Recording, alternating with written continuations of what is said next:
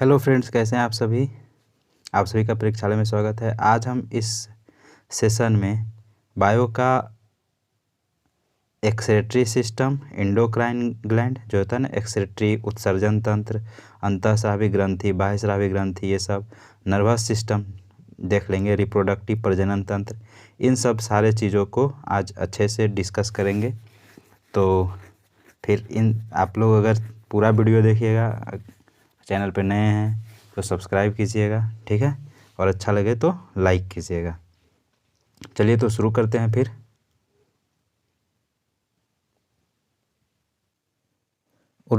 उत्सर्जन तंत्र शरीर की कोशिकाओं में उपापचय के फलस्वरूप कार्बन डाइऑक्साइड, CO2, जल, अमोनिया, यूरिया, यूरिक एसिड आदि कई ऐसे अपशिष्ट पदार्थ बनते रहते हैं जो शरीर के लिए अनावश्यक व हानिकारक होते हैं।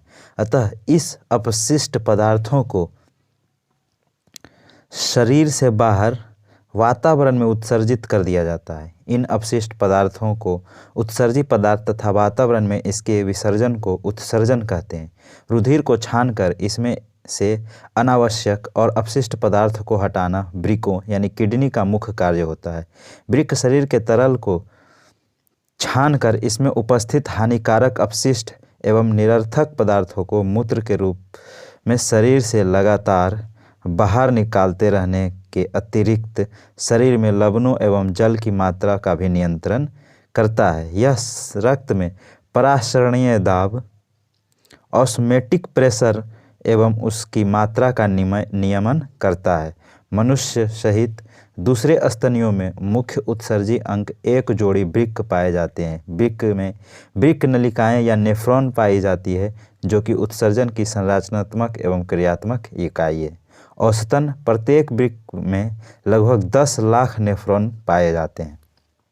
मनुष्य के शरीर में रक्त के शुद्धिकरण या प्यूरिफिकेशन की क्रिया या डायलिसिस कहलाती है। जब किन्हीं कारणों से वृक्क क्षतिग्रस्त हो जाता है तथा रुधिर को साफ नहीं कर पाता है तो ऐसी स्थिति में अपोहक या डायलाइजर का प्रयोग किया जाता है, जो कृत्रिम वृक्क के रूप में कार्य करता है। अपोहन या डायलिसिस क्रिया के अंतर्गत घुलनशील पदार्थ का अर्धपारगम्य झिल्ली द्वारा आर पार होना विसरण या डिफ्यूजन सिद्धांत के अनुसार कार्य करता है। इसमें रुधिर अपारगम्य झिल्ली द्वारा एक तरफ से प्रवाहित होता है और डायलिसिस घोल विपरीत दिशा से प्रवाहित होती है। यूरिया यकृत में बनती है, परंतु अति सूक्ष्म निस्यंदन या अल्ट्रा फिल्ट्रेशन क्रिया द्वारा इसे रुधिर से गुर्दे द्वारा पृथक किया जाता है, यानी किडनी द्वारा।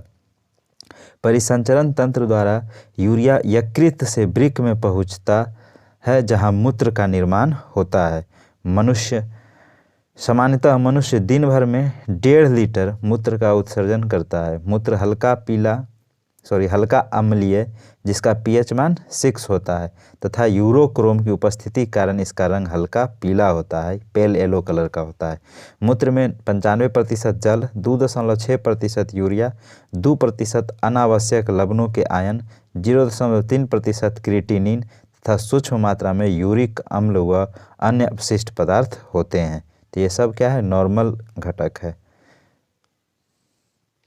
कैल्शियम ऑक्सलेट के कारण वृक्क में पथरी या अश्मरी स्टोन बनती है। यह खनिज लवण प्रायः वृक्क की पेल्विस में एक पिंड के रूप में एकत्र हो जाते हैं, जिससे मूत्र के रास्ते में रुकावट आती है। यकृत या अल्कोहल के निराविशन के लिए उत्तरदायी है। यह जटिल रासायनिक अभिक्रियाओं के माध्यम से हानिकारक तत्वों का निराविशन करता है। त्वचा से अनावश्यक लवण व यूरिया आदि पसीने के रूप में बाहर निकलते हैं।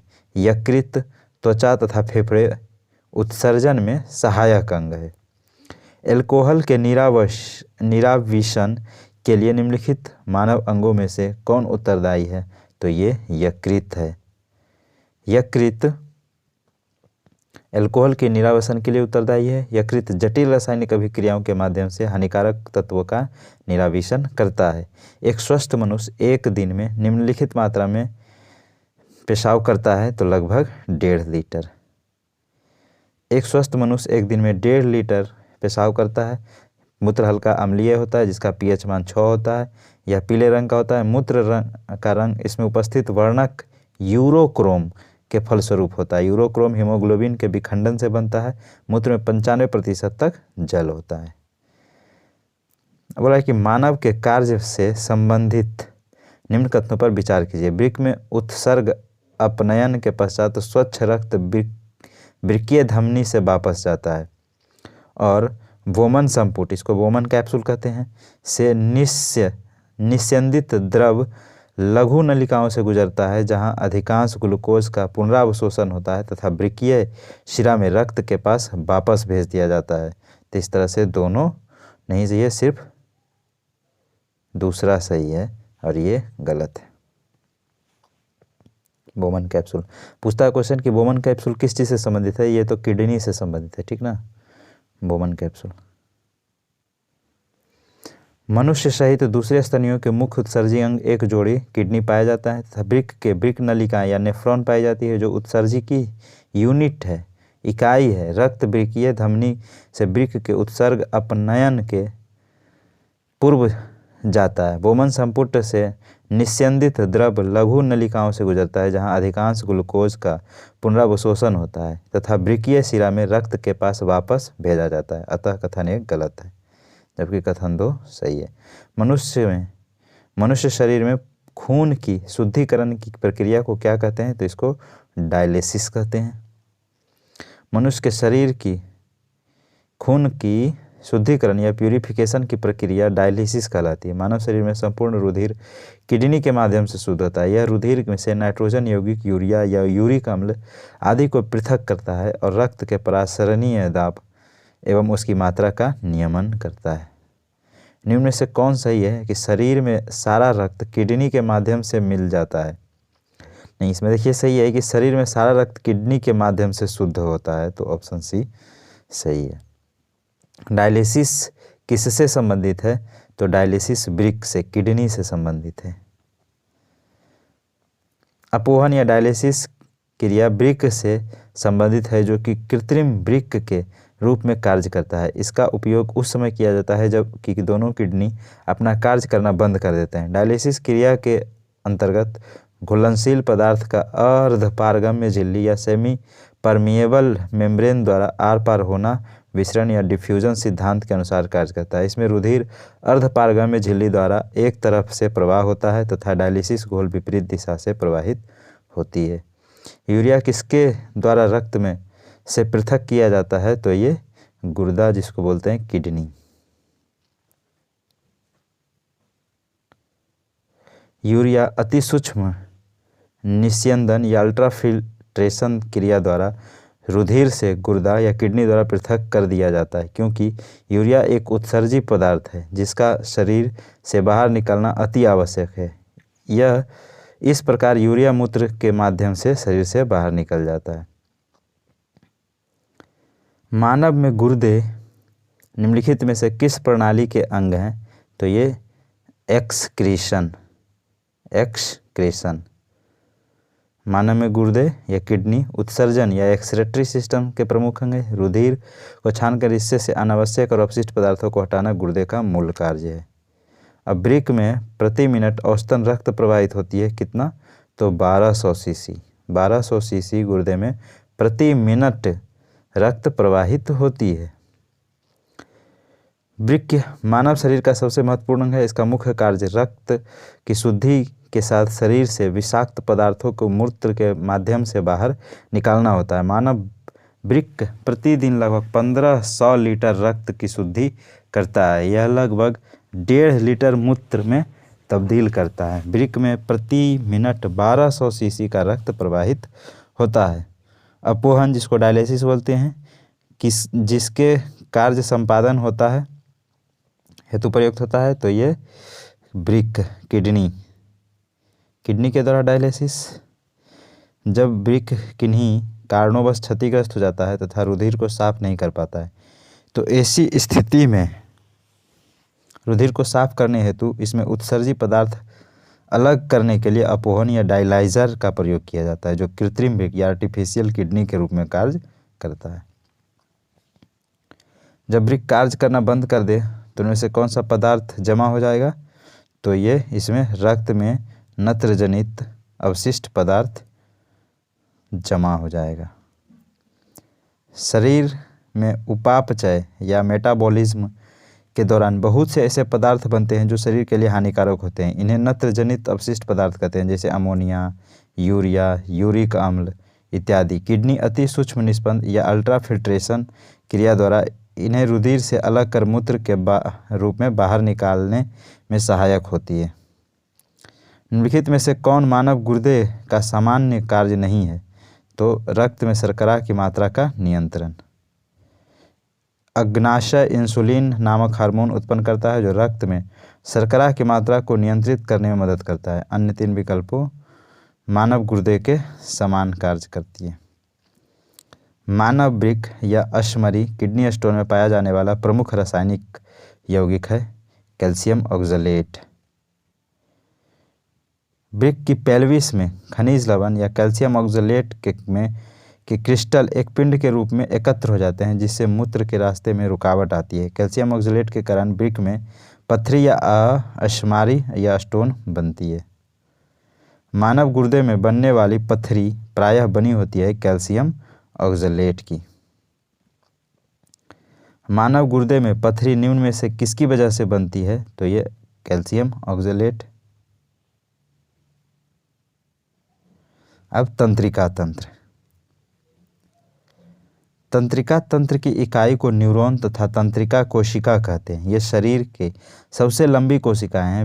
विविध तंत्रिका कोशिकाओं के अक्षतंतुओं अर्थात एक्सॉन एवं डेंड्राइट्स के बीच संपर्क बिंदु होता है, जिन्हें युग्मानुबंध या सिनेप्सिस कहते हैं। संवेदी या अभिहायित तंत्रिका कोशिकाएं या सेंसरी और अफरेंट न्यूरॉन संवेदांगों से चेता प्रेरणाओं को प्राप्त करके इन्हें केंद्रीय तंत्रिका तंत्र में पहुंचाती हैं। चालक या अपवाही तंत्रिका कोशिकाएं मोटर और इफेरेंट न्यूरॉन्स केंद्रीय तंत्रिका तंत्र को क्रियान्वयन या अपवाही अंगों से जोड़ती है। केंद्रीय तंत्रिका तंत्र के अंतर्गत मस्तिष्क तथा मेरुरज्जु या सुषुम्ना स्पाइनल कोड आते हैं।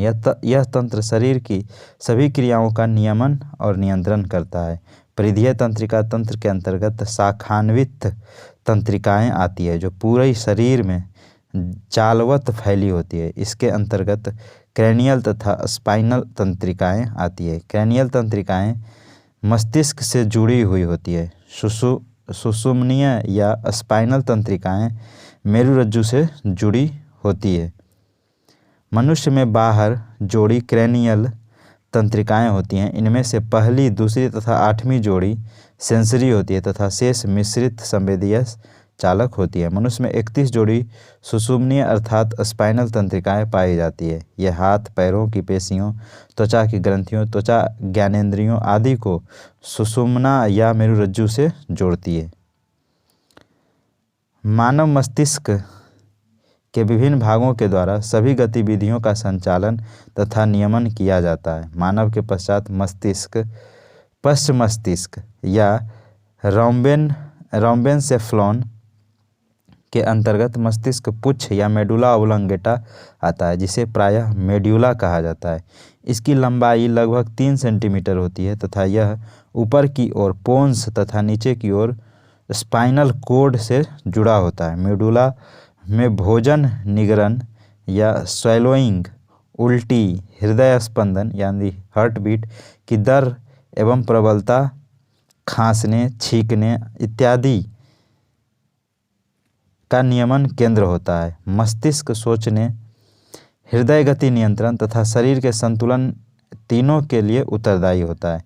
सेरिब्रम जो है मनुष्य का सबसे बड़ा भाग होता है मस्तिष्क का। सेरिब्रम मस्तिष्क का सबसे बड़ा भाग होता है तथा यह ऐच्छिक क्रियाओं, स्मरण क्षमता आदि को नियंत्रित करता है। अतः जंतुओं की तुलना में मनुष्य में यह बहुत बड़ा या पूरी मस्तिष्क लगभग 80% होता है। शरीर में प्रतिवर्ती क्रियाएं या रिफ्लेक्स एक्शन का नियंत्रण मेरुरज्जु या कोशिका रज्जु स्पाइनल कोड द्वारा होता है। स्वभाव के आधार पर प्रतिवर्ती क्रिया की दो प्रमुख श्रेणियाँ आबंधित तथा अनुबंधित होती है। प्रतिवर्ती क्रिया के द्वारा ही हमारा पैर कांटे पर पड़ने पर हम तुरंत पैर को पीछे की ओर खींच लेते हैं। मानव सहित अधिकांश स्तनधारी तथा पक्षी नियत तापी होते हैं, अर्थात इनके शरीर का ताप सर्दी या गर्मी में एक समान रहता है। मनुष्य के शरीर का तापमान औसतन 98.6 फ़ारेनहाइट तथा अथवा 37 डिग्री सेंटीग्रेड या 37 डिग्री सेंटीग्रेड होता है। केल्विन पैमाने पर हमारा तापमान 310 केल्विन होता है। हाइपोथैलेमस अग्र मस्तिष्क का भाग है तथा यह भूख, प्यास, प्यार, घृणा, परितृप्ति या ताप को नियंत्रित करता है। अतः यह अंतःस्रावी ग्रंथियों से स्रावित होने वाले हार्मोन्स को भी नियंत्रण करता है। कौन? हाइपोथैलेमस। देखिए कि कोशिका रज्जु या जो स्पाइनल कोड होते हैं इसमें कितनी जोड़ियाँ तंत्रिका निकलती है, तो ये 31। स्पाइनल कोड में कितनी जोड़ी तंत्रिकाएं? 31 जोड़ी। स्पाइनल कोड में 31 जोड़ी तंत्रिकाएं निकलती हैं जिन्हें रीढ़ की सुषुम्नीय अर्थात स्पाइनल तंत्रिका कहते हैं। ये तंत्रिकाएं हाथ पैर की पेशियों, त्वचा की ग्रंथियों, श्रवण, ज्ञानेंद्रियों आदि को सुषुम्न अथवा अर्थात मेरुरज्जु स्पाइनल कोड से जोड़ती है। शरीर के में स्थित कपालीय अर्थात क्रेनियल तंत्रिकाएं मस्तिष्क से जुड़ी होती है, जिसकी संख्याएं 12 होती हैं। स्पाइनल कोड में 31 और क्रेनियल में 12। ठीक है। मनुष्य में कितने जोड़ी कपाल तंत्रिकाएं पाई जाती है? क्रेनियल अभी देखे थे 12। मस्तिष्क जिम्मेदार है किस चीज़ के लिए? तो ये मस्तिष्क जिम्मेदार है सोचने के लिए, हृदय गति नियंत्रण के लिए, शारीरिक शरीर के संतुलन के लिए, उपयुक्त तीनों के लिए।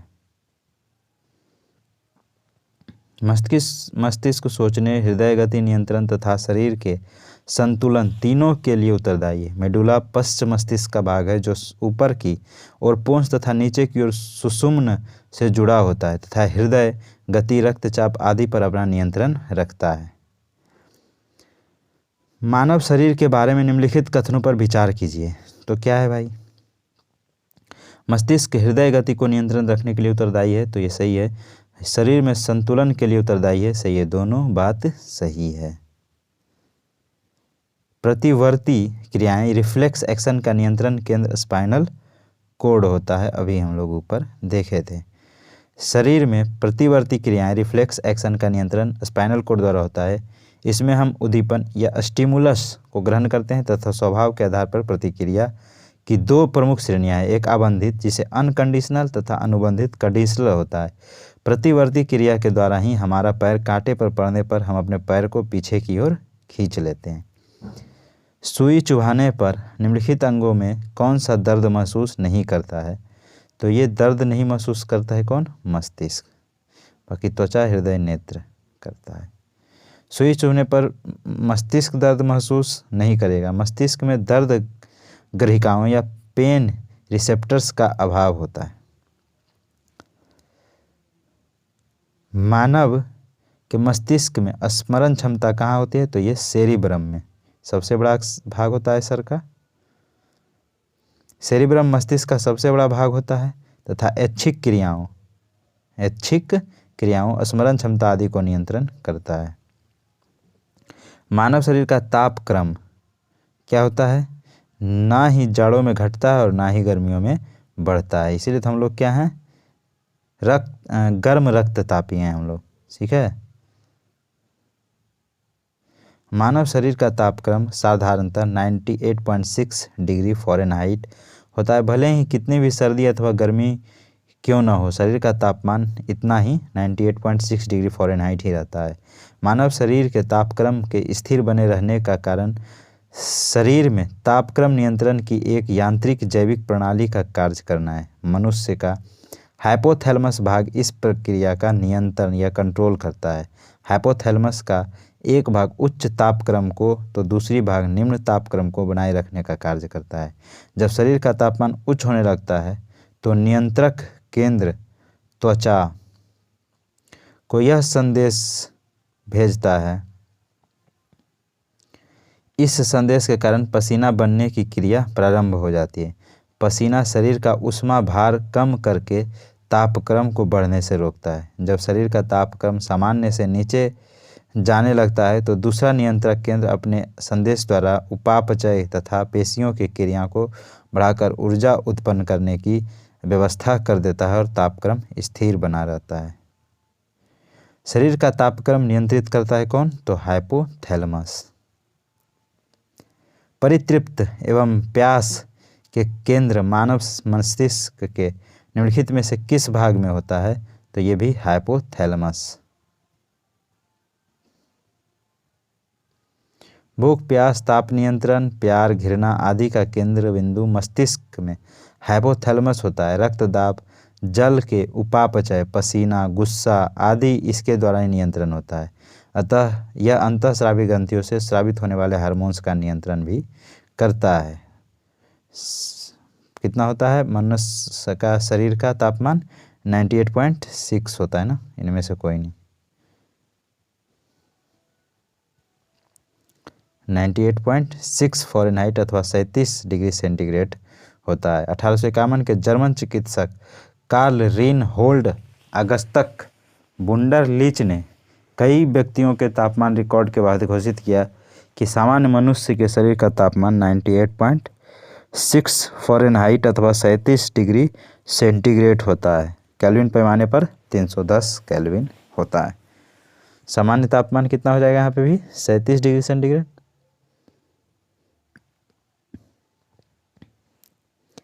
मानव मस्तिष्क के निम्नलिखित भागों में से कौन सा एक निगरन और उल्टी का नियमन केंद्र है? तो मेडुला ऑब्लंगाटा।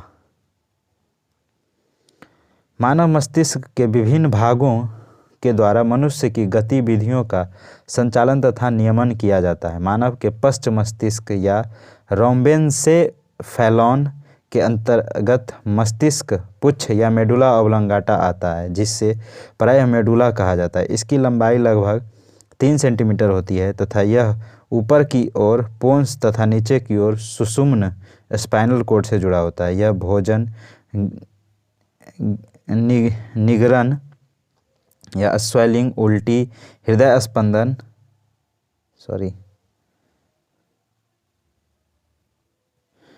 स्पंदन जिसको हार्ट बीट कहते हैं, प्रबलता, खांसने, छींकने इत्यादि का नियमन केंद्र होता है। कौन? Medulla oblongata. अब अंतःस्रावी तंत्र, एंडोक्राइन सिस्टम इसको बोलते हैं। एंडोक्राइन ग्रंथि या ग्लैंड कुछ ऐसी कोशिकाओं, ऊतकों अथवा अंगों को कहते हैं जिसकी कोशिकाएं किसी पदार्थ या संश्लेषण करके उन्हें स्रावित करती है। मानव सहित अन्य कोशिकीय जंतुओं में इनकी 3 स्पष्ट श्रेणियां होती है। एक बहिस्रावी ग्रंथियां जिसको एक्सोक्राइन ग्लैंड कहते हैं, जो कि नलिका युक्त होती हैं। इनसे स्रावित पदार्थ उनकी नलिकाओं या डक्ट से बहकर संबंधित एपिथीलियमयी स्तर की सतह पर मुक्त होता है, जैसे दुग्ध ग्रंथि, स्वेद ग्रंथि, अश्रु ग्रंथि, लार ग्रंथि आदि। एक होता है अंतःस्रावी ग्रंथि जिसको एंडोक्राइन ग्लैंड कहते हैं, जो कि नलिका विहीन होता है, डक्टलेस होती है।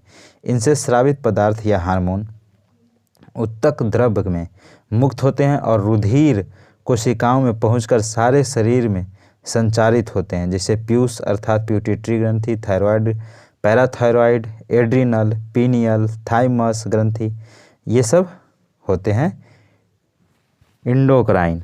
अब होता है एक मिश्रित, मिक्स्ड ग्लैंड जिसको बोलते हैं। इसमें बहिस्रावी तथा अंतःस्रावी दोनों प्रकार के उत्तक या कोशिकाएं होती है, जैसे अग्नाशय, जिसे हम पैनक्रियाज बोलते हैं। पैनक्रियाज एक मिश्रित ग्रंथि है जिससे पाचक एंजाइम तथा इसकी लैंगरहैंस की द्विपीलिकाओं या आइलेट्स ऑफ लैंगरहैंस बोलते हैं कि बीटा कोशिकाओं से इंसुलिन, अल्फा कोशिकाओं से ग्लूकागोन तथा डेल्टा कोशिकाओं से सोमैटोस्टैटिन नामक हार्मोन का स्राव होता है। यदि अग्नाशय में किन्हीं कारणों से खराबी आ जाता है तो इन हार्मोन्स का निर्माण सुचारू रूप से नहीं हो सकता है। अग्नाशय को पाचक रस के उत्पादन के लिए प्रेरित या उत्तेजित करने वाला हार्मोन सिक्रिटीन है। कौन है? सिक्रिटीन छोटी आंत के ग्रहणी या ड्यूडेनम से उत्पन्न यह हार्मोन जठर रस के स्रावन को भी कम करता है, अतः संभवतः पित्ताशय में के संकुचन को भी प्रेरित करता है।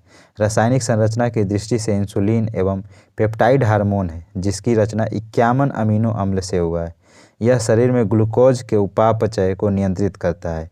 इसकी कमी से मधुमेह या डायबिटीज़ का रोग हो जाता है तथा अधिकता से रुधिर में ग्लूकोज की मात्रा कम रहने लगती है। उद्गम में या डायबिटीज इंसिपिडस वाले व्यक्ति को प्रायः अत्यधिक प्यास लगती है, क्योंकि इसके शरीर का निर्जलीकरण या डिहाइड्रेशन हो जाता है, जिसके उपचार हेतु कृत्रिम एडीएच या वेसोप्रेसिन का उपयोग करते हैं, जिसे पिट्रेसिन कहते हैं। कॉफ़ी, चाय या विस्की की सेवन से शरीर में एडीएच हार्मोन की मात्रा घट जाती है, जिससे मूत्र की मात्रा बढ़ने से बार बार मूत्र त्याग की इच्छा होती है तथा शरीर का निर्जलीकरण या डिहाइड्रेशन हो जाता है। वेसोप्रेसिन या एडीएच की अधिकता होने पर मूत्र गाढ़ा तथा रुधिर तनु हो जाता है, जिससे रुधिर दाब बढ़ जाता है। वेसोप्रेसिन का स्रावन पीयूष ग्रंथि से होता है। इसका प्रमुख कार्य वृक्क में वृक्क नलिकाओं के दूरस्थ कुंडलित भाग तथा संग्रह नलिकाओं से जल की रुधिर में पुनरावशेषण को बढ़ाना होता है। इसलिए इसे मूत्रलरोधी हार्मोन या एडीएच कहते हैं। मानव शरीर में पिट्यूटरी या पीयूष ग्रंथि एक सूक्ष्म या स्मॉल अंतःस्रावी ग्रंथि है, जो कि गोल तथा भूरी लाल होता है। इसका भार लगभग 0.5 से 1 ग्राम तथा व्यास 1 से 1.5 सेंटीमीटर होती है। इसे हाइपोफाइसिस सेरिब्राई भी कहते हैं, जो कि मास्टर ग्रंथि के नाम से प्रसिद्ध है। इसके कई हार्मोन्स अन्य अंतःस्रावी ग्रंथियों का नियंत्रण करते हैं। हाइपोथैलेमस को पीयूष ग्रंथि का भी मास्टर माना जाता है, क्योंकि मस्तिष्क का यह भाग तंत्रिका तंत्र तथा अंतःस्रावी तंत्र के प्रमुख संयोजक की भूमिका निभाता है। अब सोमैटोट्रोपिन या वृद्धि हार्मोन का शरीर में संबंध वृद्धि से है, जिसके अधिकता से भीमकाय या जिगैंटिज्म की अवस्था उत्पन्न होती है, जबकि कमी से बौनापन होता है। थायरॉक्सिन हार्मोन का स्रावन गले में स्थित थायरॉयड ग्लैंड या थायरॉयड ग्रंथि द्वारा किया जाता है। शरीर में यह उपापचयी क्रियाओं का नियंत्रण करता है और वृद्धि उत्प्रेरक के रूप में भी कार्य करता है। इस हार्मोन की कमी से बच्चों में जड़मानवता तथा वयस्कों में मिक्सडीमा नामक रोग हो जाता है। सामान्य घेंगा या गलगंड या सिंपल ग्वाइटर तथा हाशीमोटो का रोग भी इसकी कमी से होता है। नेत्रोत्सेंधी गलगंड या एक्सोप्थैल्मिक ग्वाइटर तथा प्लूमर का रोग थायरॉयड ग्रंथि के अतिस्रावन के कारण होता है। आयोडीन युक्त हार्मोन थायरॉक्सिन एक अमीनो अम्ल है, जिसे थायरॉयड ग्रंथि से स्रावित करने के लिए प्रेरित करने वाला हार्मोन थायरोट्रोप्सिन या टीएसएच है। टीएसएच या थायरॉयड स्टिमुलेटिंग हार्मोन्स पीयूष ग्रंथि से स्रावित होता है। शरीर में आयोडीन की कमी से घोघा रोग हो जाता है। पैराथायरॉयड या पैराब2 ग्रंथियां भ्रूण के एंडोडर्म से व्युत्पन्न ग्रंथियां हैं, जो कि पीयूष ग्रंथि से स्वतंत्र कार्य कर सकती है। यह गले में थायरॉयड ग्रंथि के ठीक पीछे स्थित होती है। इसके द्वारा पैराथॉर्मोन नामक हार्मोन का स्राव होता है, जो कि रुधिर में कैल्शियम आयन की आदर्श मात्रा को बनाए रखता है। एड्रीनेलिन या एपिनेफ्रिन नामक हार्मोन्स एड्रिनल मेड्यूला से स्रावित होता है, जिसके स्राव से हृदय गति में वृद्धि होती है तथा शरीर में उत्तेजना का अनुभव होता है। इसके प्रभाव से वाहिका विस्तारण के कारण मस्तिष्क, कंकाल पेशियों, हृदय, फेफड़ों, यकृत आदि अंगों में रुधिर संचार बढ़ जाता है। इससे नॉरएपिनेफ्रिन के प्रभाव से बढ़ा हुआ रुधिर दाब कुछ कम हो जाता है।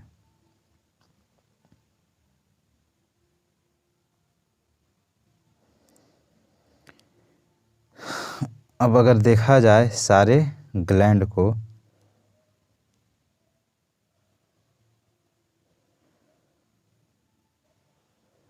देखिए यहाँ से पिनियल ग्लैंड है जिसको, ठीक, और ये पीयूष ग्रंथि हो गया जिसे प्यूटिटरी ग्लैंड कहते हैं यहाँ पे, और अब पीयूष ग्रंथि में भी पश्च प्यूटिटरी जिसे न्यूरो हाइपोफाइसिस बोलते हैं, एक अग्र प्यूटिटरी जिसे एडिनो हाइपोफाइसिस बोलते हैं, इसमें एडीएच निकलता है, एसोप्रिन, ऑक्सीटोसिन इसमें, और इसमें निकलता है सोमैटोट्रोपिन जिसे एसटीएच, जीएच जिसको वृद्धि ग्रोथ हार्मोन कहते हैं, प्रोलैक्टिन या लुटियोट्रोपिन हार्मोन भी इसी से निकलता है अग्र से। फिर पुटिका प्रेरक एफएसएच है ना, फॉलिक स्टिमुलेटिंग हार्मोन इसको बोलते हैं, पुटिका प्रेरक फॉलिकल स्टिमुलेटिंग हार्मोन, एफएसएच स्त्री में होता है मतलब फीमेल में, और ल्यूटिनाइजिंग हार्मोन या अंतराल कोशिका प्रेरक हार्मोन, ल्यूटिनाइजिंग हार्मोन इसको लव हार्मोन बोलते हैं। फिर एडिनोफोर्टिको हार्मोन ये बोलते हैं, फिर थायराइड प्रेरक हार्मोन, ये सब पिट्यूटरी ग्लैंड से निकलता है। अगर इधर देखा जाए तो गला के पास ये बटरफ्लाई आकार का होता है पैराथायराइड या थायराइड ग्लैंड, फिर इसी में इसे पीटीएच बोलते हैं। थायराइड ग्रंथ इस टेट्रा आयोडोथायरोनिन या थायरोक्सिन ये रिलीज करता है, ट्राई आयोडोथायरोनिन रिलीज करता है, और कैल्सीटोनिन ये थायराइड ग्रंथि रिलीज करता है। और ये चारों, ये थायराइड ग्रंथि है उसके चारे कोनों पर होता है पैराथायराइड ग्लैंड, ठीक। अब ये थाइमस ग्रंथि है, इसमें थाइमोसिन और थाइमोपोएटिन नामक ये निकलता है। अगर नीचे देखा जाए,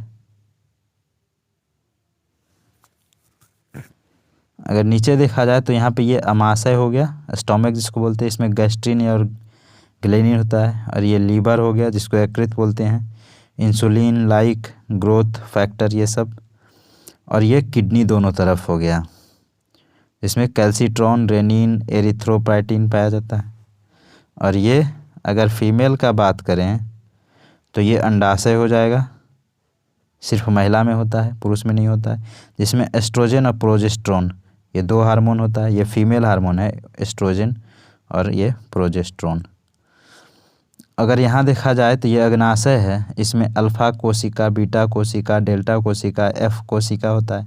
अब अल्फा कोशिका से ग्लूकागोन, और बीटा कोशिका से इंसुलिन, और डेल्टा कोशिका के सोमैटोस्टैटिन, और एफ कोशिका से अग्नाशयी पॉलीपेप्टाइड निकलता है।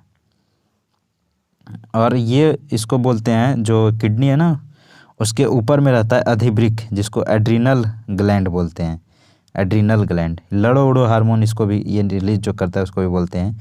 क्षणिक देख, आवेश, गुस्सा, इन सब के कारण जो अचानक होता है ना उसके लिए एड्रिनल ग्लैंड जिम्मेदार होता है। एड्रिनल मेडुला, एड्रिनल कॉर्टेक्स, इसमें एल्डोस्टेरोन, एड्रेनलिन और एपिनेफ्रिन, नॉर एड्रिनोलिन या नॉर एपिफ्रोलिन नामक ये रिलीज करता है। अब यहाँ पे देखिए, ये तो फीमेल वाला हो गया। अगर मेल का देखें तो ये टेस्टीज होता है जिसको वृषण बोलते हैं, टेस्टीज। ये एंड्रोजन या टेस्टोस्टेरोन नामक हार्मोन रिलीज करता है, ठीक है ना। तो मेल फीमेल सारा हो गया।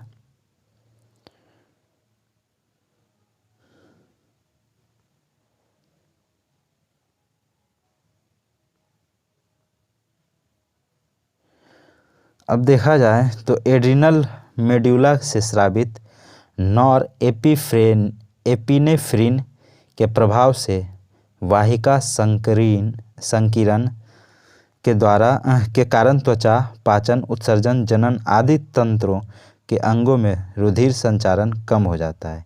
इससे इन अंगों की क्रियाशीलता कम हो जाती है और रुधिर दाब बढ़ जाता है। एड्रिनल ग्रंथि से स्रावित होने वाले लड़ो एवं उड़ो, जिसको भी बोले थे फाइट एंड फ्लाइट हार्मोन भी कहता है। ये हार्मोन शरीर में संकटावस्था का सामना करने हेतु उग्र विपत्ति प्रतिक्रिया करने हेतु तैयार रहते हैं, अर्थात संकट काल एवं विशेष परिस्थितियों में उचित निर्णय लेने में सहयोग प्रदान करते हैं। एस्ट्रोजन, प्रोजेस्टेरोन और रिलैक्सिन प्रमुख मादा हार्मोन है। ये फीमेल हार्मोन्स है। एस्ट्रोजन का उत्पादन स्त्रियों के में अंडाशय की ग्राफियन पुटिकाओं को थीटा एंटरना के कोशिकाओं द्वारा यौवनारंभ से होकर रजोनिवृत्ति की आयु लगभग 45 से 52 तक होता है। प्रमुख एस्ट्रोजन एस्ट्रेडियोल होता है, जिसे नारी विकास हार्मोन कहते हैं। यह मादा के द्वितीय लैंगिक लक्षणों या सेकेंडरी सेक्सुअल कैरेक्टर जैसे लड़कियों के स्तनों, दुग्ध ग्रंथियों, गर्भाशय या योनि इत्यादि के समुचित विकास में सहायक होता है। एस्ट्रोजन का स्रावन पीयूष ग्रंथि के पुटिका प्रेरण hormones FSH follicle stimulating hormone, luteinizing hormone जिसको LH बोलते हैं के नियंत्रण में होता है। प्रोजेस्टेरोन जो होता है का स्रावन कार्पस लुटियम से होता है तथा हार्मोन गर्भधारण के लिए आवश्यक लक्षणों को विकसित करता है। कौन? प्रोजेस्टेरोन। इसके प्रभाव में गर्भाशय की एंडोमेट्रियम का मोटा होना, इसमें रुधिर संचार का बढ़ना, इसकी कोशिकाओं में वसाओं एवं ग्लाइकोजन का संचय होना तथा अंडाशयों में नई पुटिकाओं के निर्माण की प्रक्रिया बंद होना शामिल होता है। रिलैक्सिन हार्मोन का स्रावन गर्भावस्था में कॉपर्स लुटियम तथा आंबल या प्लेसेंटा द्वारा होता है। यह एक पॉलिपेटाइड होता है। जब हार्मोन श्रेणी मेखला के प्यूबिक सिम्फाइसिस नामक जोड़ को लचकदार बनाकर फैलाता है, जिससे गर्भाशय ग्रीवा चौड़ी हो जाती है और शिशु जन्म से में सुगमता होती है। ठीक है, ये कौन? Relaxin hormone.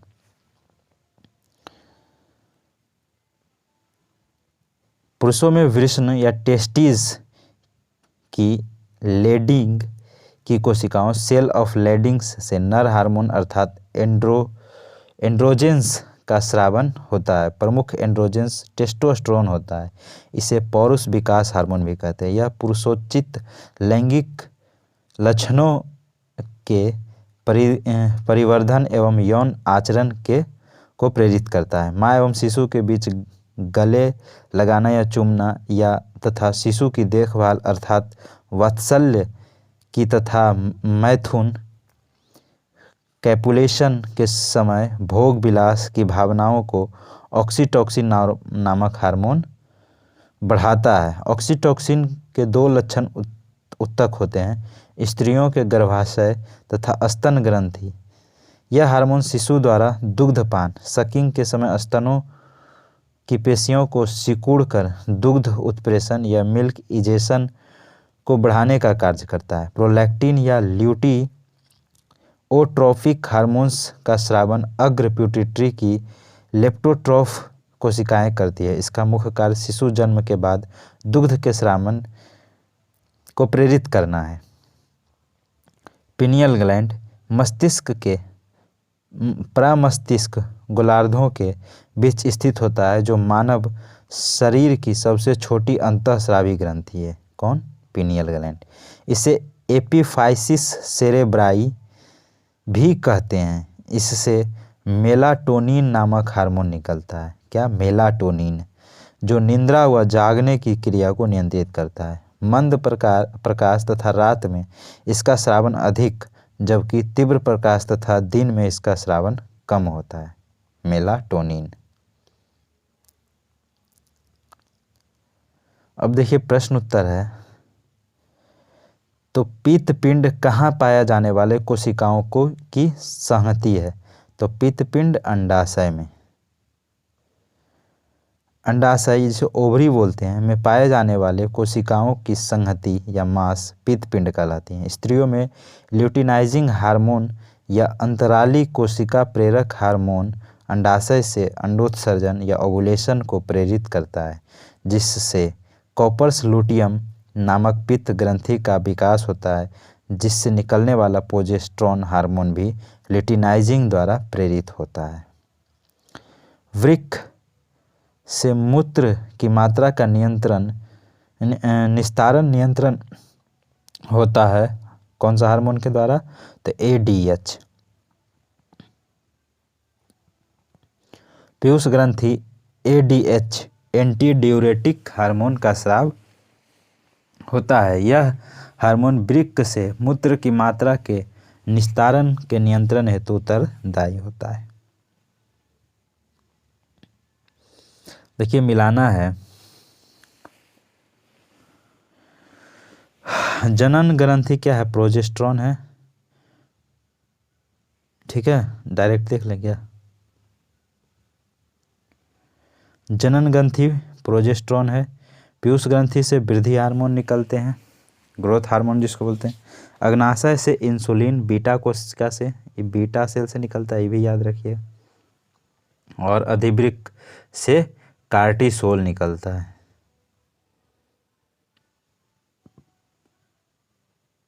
क्या बोल रहा है? वहाँ बढ़िया से नहीं दिया। प्रोजेस्टेरोन ये महिला में होता है गर्भधारण के लिए। टेस्टोस्टेरोन पुरुष में होता है वृषण टेस्टिस में। और इंसुलिन अभी अग्नाशय से ऊपर देखे थे। और थायरॉक्सिन थायरॉइड ग्लैंड से होता है। तो इस तरह से ये हमारा सही आंसर है।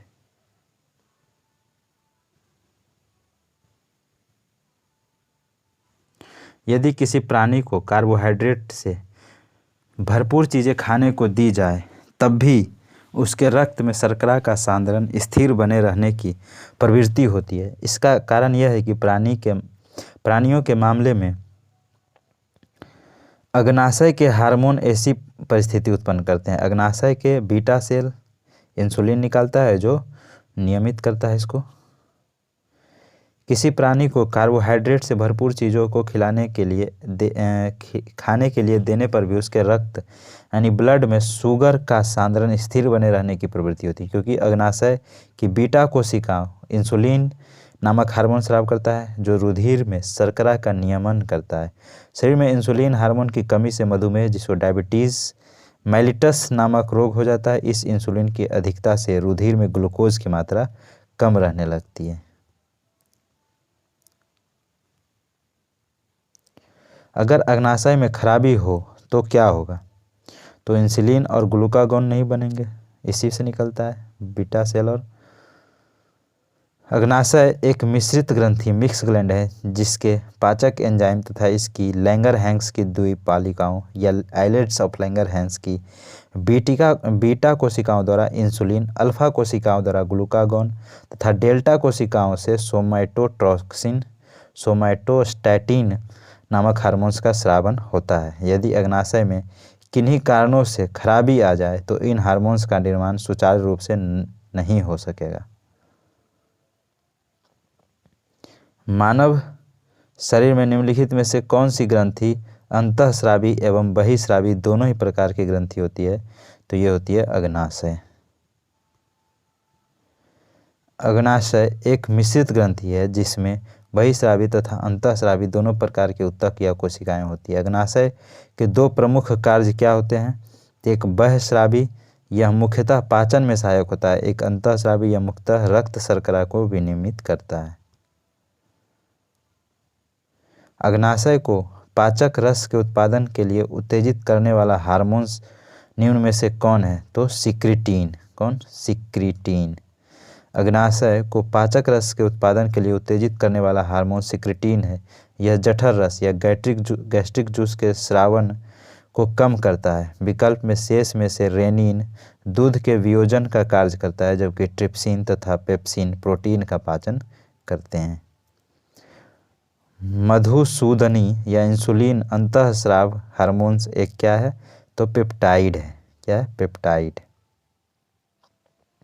इंसुलिन अग्नाशय के अंतःस्रावी भाग में लैंगरहैंस की द्विपालिकाओं की बीटा कोशिकाओं से स्रावित होने वाला एक जंतु हार्मोन होता है। रासायनिक संरचना की दृष्टि से यह एक पेप्टाइड हार्मोन है जिसकी रचना 51 अमीनो अम्लों से होती है। यह शरीर में ग्लूकोज के उपापचय को नियंत्रित करता है। इंसुलिन क्या है? तो इंसुलिन एक प्रोटीन है। मानव तंत्र में इंसुलिन की चयापचय या मेटाबॉलिज्म नियंत्रित करता है। किस चीज़ का? तो ये कार्बोहाइड्रेट्स का। इंसुलिन होता है क्या चीज़? प्रोटीन। निम्नलिखित में से कौन सा हार्मोन अग्नाशय द्वारा उत्पन्न होता है? तो ये इंसुलिन। इंसुलिन में निम्नलिखित में से कौन सी धातु मौजूद होता है? तो इंसुलिन में जस्ता मौजूद होता है। क्या? जस्ता।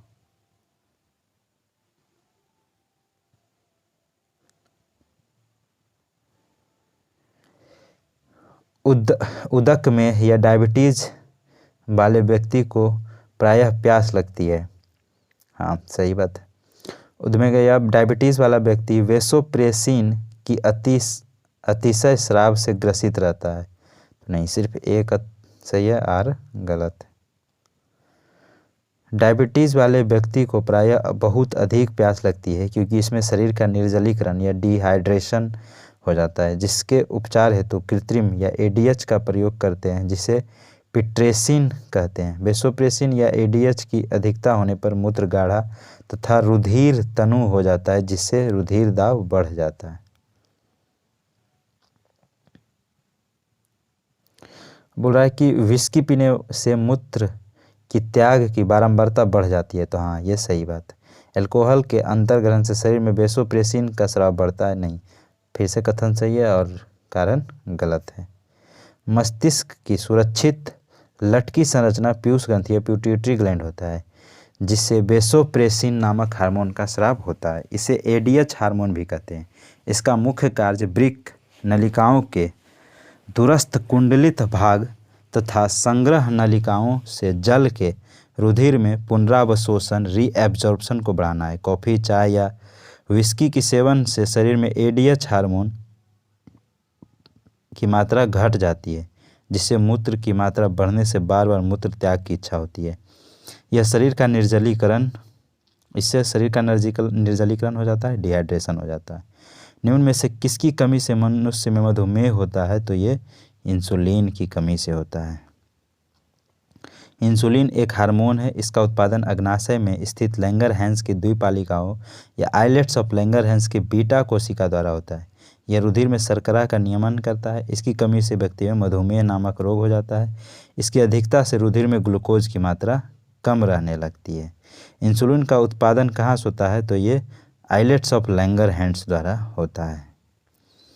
मानव हार्मोन्स इंसुलिन उत्पादन होता है कहाँ से? तो ये अग्नाशय से। इंसुलिन एक प्रकार का क्या है? तो इंसुलिन एक प्रकार का हार्मोन है। इंसुलिन प्राप्त होता है कहाँ से? तो डहेलिया की जड़ों से। इंसुलिन एक हार्मोन है जो कि रुधिर में शर्करा की मात्रा को नियमन करता है। इसका स्रोत डहेलिया की जड़ें तथा अग्नाशय की बीटा कोशिका। ध्यातव्य है कि इस हार्मोन की कमी से शरीर में डायबिटीज़ का रोग हो जाता है तथा इसकी अधिकता से रुधिर में ग्लूकोज की मात्रा में कम रहने लगता है। रक्त में ग्लूकोज की मात्रा कम हो जाता है। कौन सुमेलित नहीं है? तो इंसुलिन जो है रक्त के शर्करा का नियंत्रण करता है, सही है। मेलाटोनिन निंद्रा को नियंत्रित करता है, यह भी सही है। ऑक्सीटोसिन स्तन दूध ग्रंथि को निसारित करता है, ये भी सही है। लेकिन गैस्ट्रीन रक्तचाप का नियमन नहीं करता है। गैस्ट्रीन एक पेप्टाइड हार्मोन है जो अमाशय की कोशिकाओं द्वारा गैस्ट्रिक अम्ल के स्रावन से उद्दीपित करता है। स्पष्ट है कि यह डिसुमेलित नहीं। माँ और शिशु के बीच गले लगाना या चूमना निम्न हार्मोन्स में से किसके मोचन प्रेरित करता है? तो यह है ऑक्सीटोसिन हार्मोन। माँ और शिशु के बीच गले लगाना या चूमना तथा शिशु की देखभाल अर्थात वात्सल्य की तथा मैथुन के समय भोग विलास की भावनाओं को ऑक्सीटोसिन नामक हार्मोन बढ़ाता है। ऑक्सीटोसिन की दो लक्ष्य उत्तक होते हैं: स्त्रियों के गर्भाशय तथा स्तन ग्रंथियाँ। निम्नलिखित में से कौन सा हार्मोन स्तन ग्रंथियों से दुग्ध का स्राव में भूमिका निभाता है? तो ये ऑक्सीटॉक्सिन। ऑक्सीटॉक्सिन हार्मोन पीयूष ग्रंथि के पश्चपिंड या न्यूरोहाइपोफाइसिस द्वारा स्रावित होता है। इसके दो लक्ष्य या टारगेट होते हैं: स्त्रियों के गर्भाशय तथा इनके स्तन। शिशु जन्म के बाद यह हार्मोन्स गर्भाशय को सामान्य अवस्था में लाने और शिशु द्वारा दुग्धपान के समय स्तनों की पेशियों को सिकोड़कर दुग्ध उत्क्षेपण को बढ़ाने का काम करता है। दूधिये अपनी गाय भैंसों से अधिक दुग्ध प्राप्त करने के लिए कृत्रिम ऑक्सीटोसिन के इंजेक्शन भी लगाते हैं, जिसे पिटोसिन कहते हैं। निम्नलिखित में से कौन सा एक प्रोटीन नहीं है? तो ये ऑक्सीटोसिन प्रोटीन नहीं है।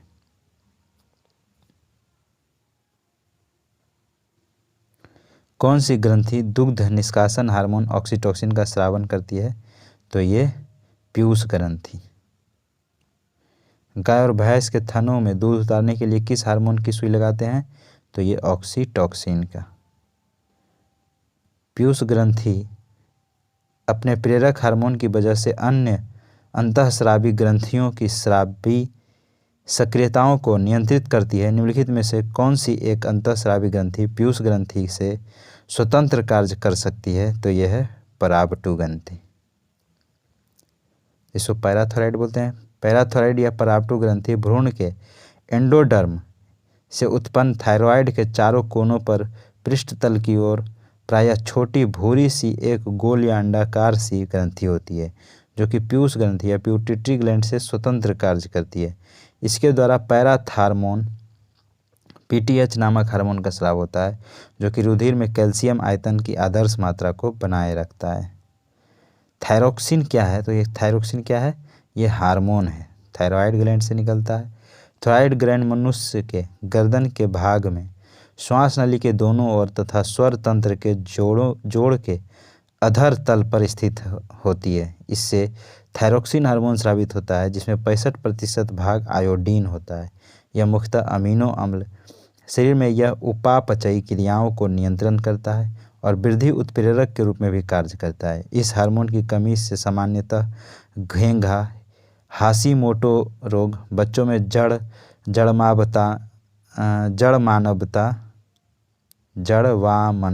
जड़वामनता, क्रेटिनिज्म तथा वयस्कों में मिक्सडीमा नामक रोग होता है।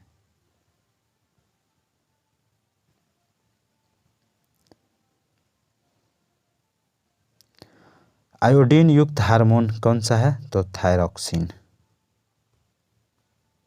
आयोडीन युक्त नमक उपयोगी होता है क्योंकि यह थायरॉयड ग्रंथि का नियंत्रण करता है।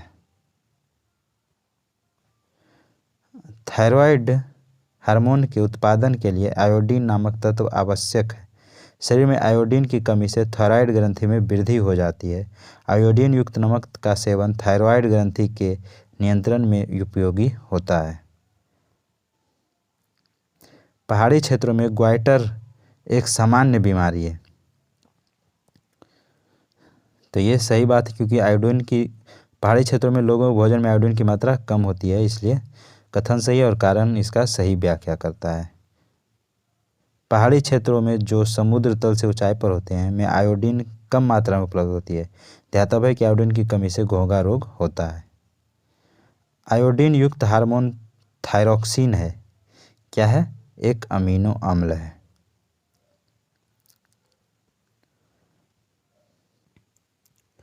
आयोडीन युक्त हार्मोन थायरोक्सिन एक अमीनो अम्ल है, जिसका स्राव थायरॉयड ग्रंथि द्वारा होता है।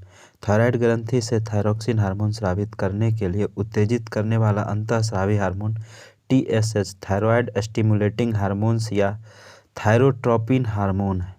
थायरोट्रोपिन है, जिसका स्रावन अग्र पिट्यूटरी की थायरोट्रॉफ कोशिकाएं करती है। रुधिर में आयोडीन एवं थायरोक्सिन की कमी होने पर पीयूष ग्रंथि से TSH का स्रावन बढ़ जाता है, जिसका प्रभाव थायरॉयड को अधिकाधिक हार्मोन्स स्रावित करने के लिए प्रेरित करना होता है और शरीर में आयोडीन की कमी से घेंघा नामक रोग हो जाता है। थायराइड ग्रंथि की खराबी किसकी कमी के कारण होती है? तो ये आयोडीन की कमी के कारण होती है। थायराइड ग्रंथि से थायरॉक्सिन स्रावित करने के लिए उत्तेजित करने वाली अंतःस्रावी हार्मोन कौन सा है? तो ये है TSH। निम्नलिखित हार्मोन में से किसमें आयोडीन है? तो यह है थायरॉक्सिन में। आयोडीन की कमी से होता है घेंघा नामक रोग।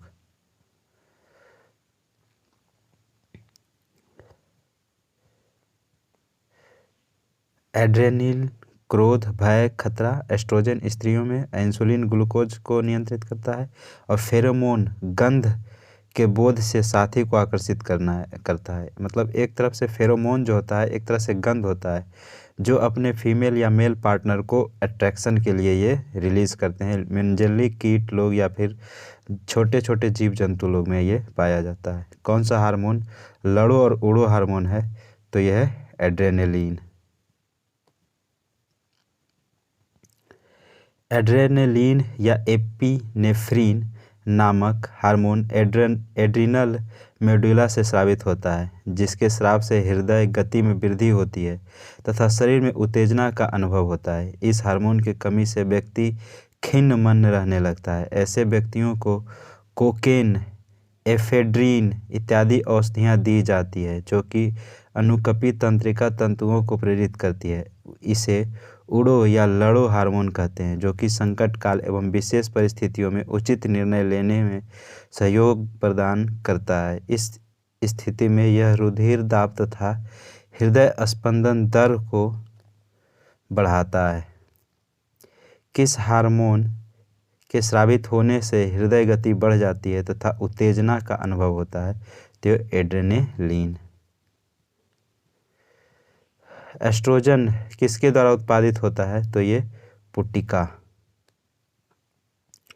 एस्ट्रोजन एक हार्मोन है जिसका उत्पादन स्त्रियों में अंडाशय की ग्राफियन पुटिकाओं के थीका इंटरना की कोशिकाओं द्वारा यौवनारंभ से लेकर रजोनिवृत्ति की आयु लगभग 45 से 52 वर्ष तक होता है। प्रमुख एस्ट्रोजन एस्ट्रेडियोल होता है, जिसे नारी विकास हार्मोन कहते हैं, क्योंकि यह मादा के द्वितीयक लैंगिक लक्षणों, जिसमें लड़कियों में स्तन, दुग्ध ग्रंथियों, गर्भाशय तथा योनि इत्यादि का समुचित विकास शामिल है, के विकास में सहायक होता है। महिला सेक्स हार्मोन क्या है? तो ये एस्ट्रोजन है।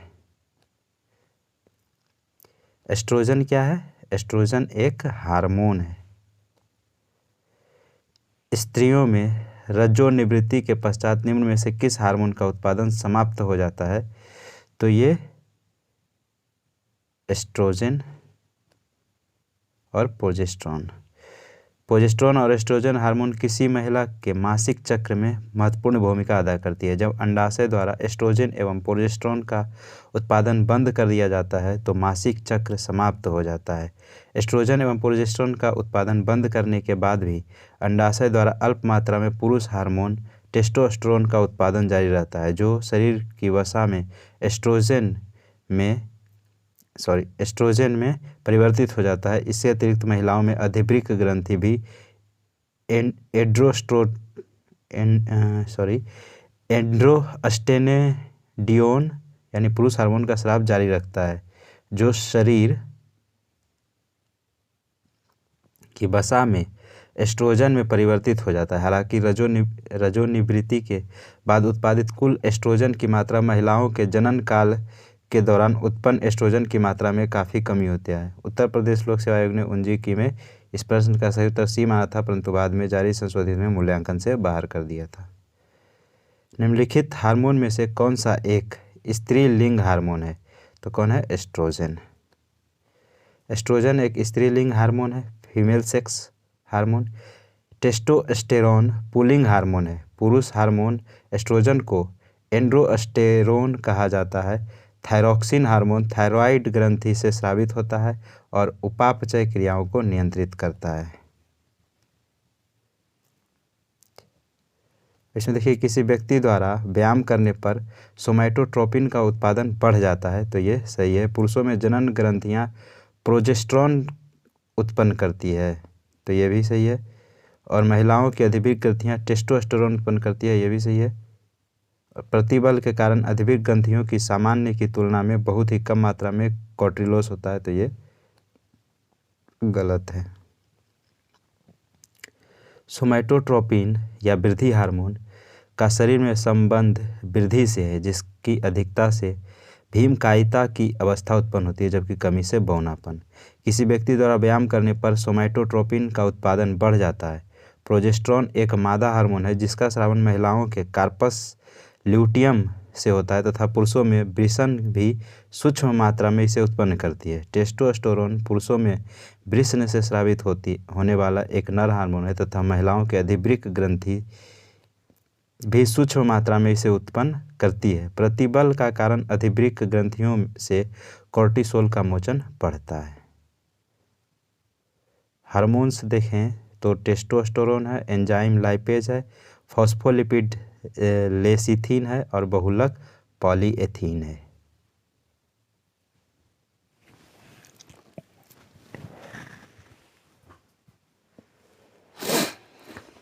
मानव शरीर की दूसरी सबसे बड़ी ग्रंथि है।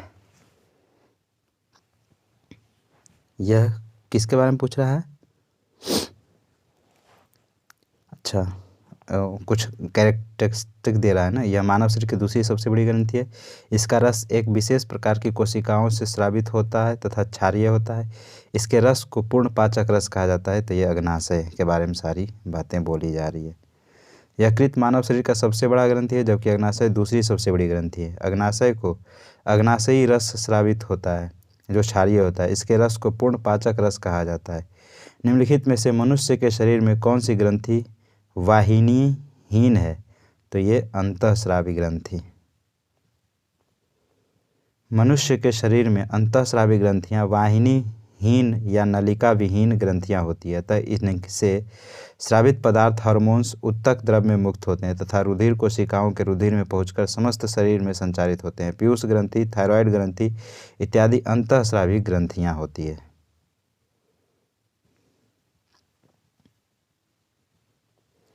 मानव शरीर में निम्नलिखित हार्मोन में से कौन सा रक्त कैल्शियम और फॉस्फेट को विनियमित करता है? तो ये पराब2 या पैराथायराइड हार्मोन। पराब2 हार्मोन्स रक्त कैल्शियम और फॉस्फेट को विनियमित करता है। पीले सरसों के रंग वाले गर्दन में थायराइड ग्रंथि के पार्श्व में स्थित पैराथायराइड के द्वारा पैराथायराइड हार्मोन का स्रावन किया जाता है। इसी हार्मोन की सहायता से यह रक्त कैल्शियम तथा फॉस्फेट को विनियमित करता है। सोते समय तीव्र प्रकाश अवांछनीय होता है। तीव्र प्रकाश में शरीर में मेलाटोनिन का उत्पादन अधिक होता है, नहीं कम होता है, तो ए सही है, आर गलत है। मेलाटोनिन निद्र और जागने की क्रिया को नियंत्रित करने वाला हार्मोन है। यह केवल रात में निकलता है। मेलाटोनिन मानव मस्तिष्क में दोनों कानों के बीचों बीच पिनियल ग्लैंड से थोड़ी मात्रा में निकलता रहता है यह और बाद में रक्त में मिल जाता है। पिनियल ग्लैंड सीधे आँखों से जुड़ी होती है। इस ग्रंथि पर प्रकाश का तथा अंधकार का सीधा प्रभाव पड़ता है। जैसे जैसे शाम होती जाती है मेलाटोनिन का स्राव शुरू होता है, अतः इसे रात का हार्मोन या अंधेरे का हार्मोन भी कहते हैं। सामान्यतः प्रकाश में इसका स्राव नहीं होता है। मानव शरीर में सबसे छोटी अंतःस्रावी ग्रंथि क्या है? तो पिट्यूटरी ग्लैंड जो है वो सबसे छोटी अंतःस्रावी ग्रंथि है। उपयुक्त विकल्पों में से मानव शरीर की सबसे छोटी अंतःस्रावी ग्रंथि पिट्यूटरी अर्थात पीयूष ग्रंथि है, जो गोल तथा भूरे लाल होती है। इसका भार लगभग 0.5 से 1 ग्राम तथा व्यास 1 से 1.5 सेंटीमीटर होता है। इसे हाइपोफाइसिस सेरिब्राई भी कहते हैं, जो मास्टर ग्रंथि के नाम से प्रसिद्ध है, क्योंकि इसके कई हार्मोन्स अन्य अंतःस्रावी ग्रंथियों का नियंत्रण करते हैं। जनन एवं भ्रूणीय विकास।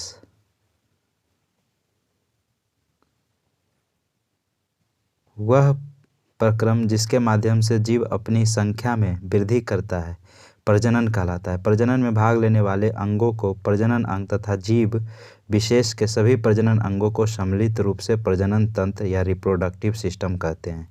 प्रजनन के माध्यम से प्रत्येक जीवधारी अपने समान जीवों को पैदा करता है। मानव भी अन्य कशेरुकों की तरह एक लिंगी या यूनिसेक्सुअल होता है, अर्थात इनमें नर तथा मादा के जननांगों और लैंगिक लक्षणों में भिन्नता होती है।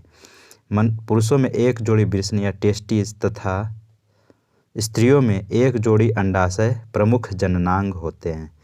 मानव में निषेचन या फर्टिलाइजेशन की क्रिया अंडवाहिनी या फैलोपियन नली फैलोपियन ट्यूब में संपन्न होती है। यहाँ नर युग्मक शुक्राणु या मादा युग्मक अंडाणु में निषेचन क्रिया के द्वारा युग्मनज या जायगोट का निर्माण होता है, जो कि द्विगुणित या डायप्लॉयड होता है और विकास कर शिशु का निर्माण करता है। मनुष्य के जन्म के समय निषेचन के बाद आदर्श रूप से 266 दिन या 38 सप्ताह का होता है। मादा जनन पथ में पहुंचने के पश्चात शुक्राणु का निषेचन क्षमता सामान्यतः 48 घंटों तक, कभी कभी 72 घंटों तक सुरक्षित रहती है, जबकि अंडोत्सर्ग ओव्यूलेशन के बाद अंडक कोशिका लगभग 12 से 24 घंटे तक निषेचन के योग्य बने रहते हैं। निषेचन क्रिया के बाद युग्मनज अर्थात जायगोट में विभाजन प्रारंभ हो जाता है तथा क्रमशः मॉरूला, ब्लास्टुला व गैस्टुला का निर्माण होता है। गैस्टुला के निर्माण की प्रक्रिया तीसरे सप्ताह में होती है तथा इसके दौरान 3 प्रारंभिक अंकुरण स्तरों की स्थापना होती है। मानव भ्रूण का हृदय अपने परिधारण या डेवलपमेंट के चतुर्थ या पंचम सप्ताह में स्पंदन करने लगता है। गर्भ काल में प्रथम 2 सप्ताह को पूर्व भ्रूणीय अवस्था या प्री एम्ब्रियोनिक स्टेज कहते हैं, जबकि तीसरे से 8वें सप्ताह को भ्रूण विकास काल एम्ब्रियो डेवलपमेंट पीरियड कहते हैं, क्योंकि यह अंग विकास का मुख्य समय है। तीसरे महीने से जन्म तक के समय को भ्रूण काल या फ्योटल पीरियड कहते हैं, जिसमें ऊतकों तथा अंगों का परिपक्वन तथा शारीरिक वृद्धि होती है। उल्ब या एमनियन में उल्बी तरल एमनियोटिक फ्लूइड भरा होता है, जो कि भ्रूण को नम बनाए रखने, बाहरी दबाव तथा धक्कों इत्यादि से इसकी सुरक्षा करने का कार्य करता है। जरायु या कोरियोन नामक कला गैसीय विनिमय का नियंत्रण करती है, जबकि उपरा पोषिका या एलेंटाइक कला भ्रूण के उपापचयी अपशिष्ट पदार्थों का एकत्रण व गैसीय विनिमय में सहयोग करता है। निषेचन की क्रिया कहाँ पर होती है? तो निषेचन की क्रिया जो है वो अंडवाहिनियाँ में ओविडक्ट में होती है। निषेचन की क्रिया अंडवाहिनी ओविडक्ट में संपन्न होती है, जहाँ नर युग्मक तथा मादा युग्मक में निषेचन क्रिया के द्वारा युग्मनज जायगोट का निर्माण होता है, जो कि द्विगुणित होता है, डायप्लॉयड होता है, विकास कर शिशु का निर्माण करता है। मनुष्य में जन्म का समय निषेचन के बाद आदर्श रूप से 266 दिन या 38 सप्ताह का होता है। मानव में शरीर के निम्नलिखित भागों में से किस एक में शुक्राणु डिंब को निषेचित करता है? तो ये डिंब वाहिनी नली। पुरुष का शुक्राणु महिला के डिंब को डिंब वाहिनी नली या फॉलोपियन ट्यूब में निषेचित करता है। मादा जनन पथ में पहुंचने के पश्चात मानव शुक्राणु अपनी निषेचन क्षमता सुरक्षित रखते हैं। कितने? 1 से 2 दिनों के लिए। मादा जनन पथ में पहुंचने के पश्चात शुक्राणु की निषेचन क्षमता सामान्यतः 48 से 72 घंटे तक सुरक्षित रहती है। मानव भ्रूण का हृदय कब स्पंदन करने लगता है? तो ये अपने परिवर्धन के चतुर्थ सप्ताह में। मानव भ्रूण का हृदय अपने परिवर्धन या डेवलपमेंट के चतुर्थ सप्ताह में स्पंदन करने लगता है। भ्रूणीय विकास के तीसरे से 8वें सप्ताह को भ्रूण विकास काल embryonic period embryo development period कहते हैं, क्योंकि यह अंग विकास का मुख्य समय है। तीसरे महीने से जन्म तक के समय को भ्रूण काल कहते हैं, जिसमें ऊतकों तथा अंगों का परिपक्वन तथा शारीरिक वृद्धि होती है। निम्नलिखित में से कौन सी कला परिवर्धनशील भ्रूण की शुष्कन से रक्षा करती है, तो ये उल्ब एमनियन। उल्ब या एमनियन में उल्बी तरल भरा रहता है, जो कि भ्रूण को नम बनाए रखने, बाहरी दबाव तथा धक्कों इत्यादि से इसकी सुरक्षा रखने का कार्य करता है। पादप कारिकी, अब इसको हम नेक्स्ट वीडियो में देख लेंगे। थोड़ा सा तबीयत सही नहीं लग रहा है, तो अगला सेशन हम ज़रूर देख लीजिएगा इस सब का। तो जो आप अगर चैनल पे नए हैं तो प्लीज़ सब्सक्राइब कर लीजिए, इसे अपने दोस्तों के साथ शेयर भी कीजिएगा। फिर मिलते हैं अगले सेशन में। जय हिंद।